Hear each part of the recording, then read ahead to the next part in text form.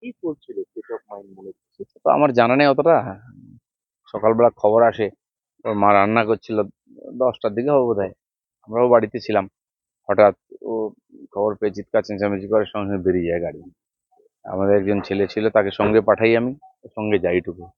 তারপরে গিয়ে দেখি ও সায়েন্সলেস, তারপরে হসপিটাল, ডেথ ওখান থেকে ঘোষণা করে। তারপরে বাকি যে সরকারি সিস্টেম আছে, পোস্টমর্টেম আদি হয়। এখন যতক্ষণ না পোস্টমর্টেম রিপোর্ট ডিসক্লোজ হচ্ছে বা আমাদের কাছে আসছে, তখন তো বোঝা যাচ্ছে না কি হয়েছে না হয়েছে। বন্ধু বান্ধব নিয়ে একসঙ্গে ছিল, রাত্রেবেলা পার্টি সার্টি করেছে, এটুকু জানি। বাকি তো রিপোর্টেই সব আসবে কি হয়েছে। কিন্তু যেহেতু আহ, ওর মা যেটা কালকে বলছিল, সেটা হচ্ছে যে আপনার সঙ্গে যখন বৌদি থাকলেন তখনই ও একটু আরো বেশি অযত্নের ইয়েতে পুরো উচ্ছৃঙ্খল, মানে খুব অযত্নে থাকছিল তাই না না, ওই বন্ধু বান্ধব নিয়ে ছিল তো, 3জন বন্ধু একসঙ্গে থেকে, একা থাকেনি। ওর মাও গিয়ে থেকে এসছে, চলছিল এরকম। কি ঘটনা হয়েছে, কিন্তু যে প্রবলেমটার কথা বলা হচ্ছে, ড্রাগ বা ইত্যাদি, প্রবলেম আগের থেকেই ছিল। সেটা আমি শুনলাম যে ওর কাউন্সিলিং চলছিল, ওর অফিসে ডাক্তার আছে, চেষ্টা হচ্ছিল ঠিকঠাক করার। আর কি কারণ হতে পারে, হঠাৎই বা একদিন হয়ে গেল কেন? একা তো ছিল না, দুদিন হয়েছে, বাকিরাও ছিল সঙ্গে। কেন হলো কি হলো সেটা পুলিশ অবধি কিছু জিজ্ঞাসাবাদ করেছে। বাকি রিপোর্ট এলে বোঝা যাবে ঘটনাটা কি। একটা তরতাজা যুবক, সব দিক দিয়ে ফিট, সব ভালো। এখন কি চলছিল ভেতরে জানা সম্ভব। আজকে যে আমরা দেখছি যুব সমাজের মধ্যে নেশার যে প্রভাব, তার এটা একটা নমুনা। কতদূর হয়েছে, কি হয়েছে, কি নেশা নিয়েছে কিনা, সে তো কিছু বলতেই পারেনি। সে তো আগেই শেষ হয়ে গেছে, কিছু করার সুযোগও ছিল না। আমার মনে হয় আগামী দিনে সেটা বেরোবে, এবং এই ব্যাপারটা একটা বড় শিক্ষা আমাদের সবার জন্য। আজকে আমাদের ছেলেমেয়েরা কোথায় যাচ্ছে, কি করছে, তাকে মানুষ করে দেওয়া মানে খালি পড়াশোনা করিয়ে শিখিয়ে দিলাম, চাকরি পেয়ে গেল, এটাই সব নয়। তারপরে এত বড় রিস্ক থাকছে, এটাই চিন্তার বিষয়। দিদিটা একটু অন্য প্রসঙ্গে আসি এবার।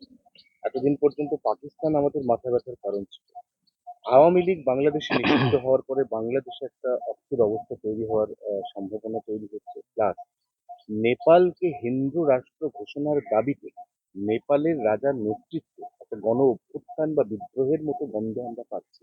তাহলে ভারতবর্ষের চারদিকে সমস্ত প্রতিবেশী তো এই মুহূর্তে খুব অসুবিধা তৈরি করতে পারে। না দেখুন, এগুলো তো কোনো নতুন ঘটনা নয়। যেদিন থেকে বাংলাদেশ হয়েছে তখন থেকে আনরেস্ট চলছে বাংলাদেশে। তো আগের যে সেনাপ্রধান, এদেরকে হত্যা করা হয়েছে, কু হয়েছে, মুজিবুর রহমানকে হত্যা করা হয়েছে। যখন দেখুন ক্রিয়া হবে তার প্রতিক্রিয়া হবে। যদি হিংসাত্মক ঘটনা হয়, তার প্রতিক্রিয়া একদিন হবে। পাকিস্তানের ঠিক তাই হয়েছে। আর এটা পাকিস্তান বাংলাদেশ নয়, এটা ইসলামিক কান্ট্রি বলে এটা হচ্ছে। মূলত দুটোই মৌলবাদী দেশ। আর তার জন্য যেখানে আমরা ইতিহাস থেকে দেখে আসছি, মুঘল আমল থেকে, পাঠান আমল থেকে, মুসলিমদের যে ইতিহাস, সেটাই দৌড়াচ্ছে। আজ গণতন্ত্রের নামে হচ্ছে, গণতন্ত্র আছে কোথায়? প্রধানমন্ত্রী হওয়ার কথা ইমরানের, হয়ে গেল অন্য কেউ। তো তার প্রতিক্রিয়া হবে না? এখানেও তাই হয়েছে, নির্বাচিত সরকারকে উল্টে ফেলে দেওয়া হয়েছে। আর তারপরে কোথায় চলছে, এটা অনেকেই বলছিলেন যে যে গতি প্রকৃতি এগোচ্ছে বাংলাদেশের যে রাজনীতির, তাতে এই ইসলামিক মানে কি বলে আওয়ামী লীগকে ধ্বংস করা হবে, ব্যান করা হবে, দিয়ে একটা ফ্রন্ট তৈরি করে এই যারা উৎপাত করেছে তারা এবং জামাতের লোকেরা মিলে ওখানে সরকার গঠন করবে। মনে হচ্ছে গতি প্রকৃতি ওদিকেই যাচ্ছে। এখন এর সুযোগে যারা বিশ্বে দাদাগিরি করে তারা হাত লাগাবার সুযোগ পাবে। নেপালেরও ঠিক তাই হয়েছে। ওখানকার যে রাজতন্ত্র ছিল, হিন্দু রাষ্ট্র ছিল, চীনের মদতে কমিউনিস্টরা ওখানে মারকাট করে পুরো রাজ পরিবারকে শেষ করে জোর করে একটা শাসন চাপিয়ে দিয়েছে। আর সেটাও স্থায়ী হয়নি। প্রতি 2-3 বছরে, 1 বছরে ওখানে প্রধানমন্ত্রী পরিবর্তন হচ্ছে। নেপালের মতো গরিব দেশ, যেখানে উন্নতির জন্য লড়াই করা উচিত, সেখানে নিজের রাজনীতির জন্য লড়াই করতে করতে আরো ক্ষতিগ্রস্ত হয়ে যাচ্ছে, অন্যের উপর ডিপেন্ডেবল। ফলে এই গরিব দেশগুলো এবং তাদের দেশের মধ্যে যারা রাজতন্ত্র মানে ক্ষমতাসীন আছেন বা যারা নেতা, তাদের দূরদর্শিতার অভাবের জন্য এই দেশগুলো আনরেস্ট হচ্ছে। নিঃসন্দেহে পড়োশিতে সমস্যা হলে আমাদের তো আঁচ লাগে, চিন্তার বিষয় আছে আমাদের জন্য।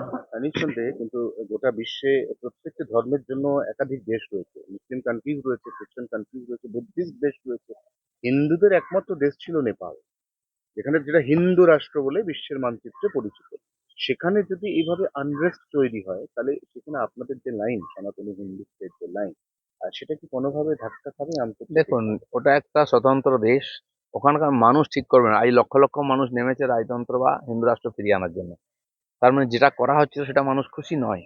আর নেপালের মতো গরিব দেশ, যাদের সম্পদ নাই, যাদের কাছে অনেক সমস্যা, সেই দেশে এরকমের আনরেস্ট তৈরি করাটা খুব সহজ। বিশ্বের অনেক দেশে হয়েছে এবং দেশগুলো টুকরো হয়ে গেছে, আমরা জানি।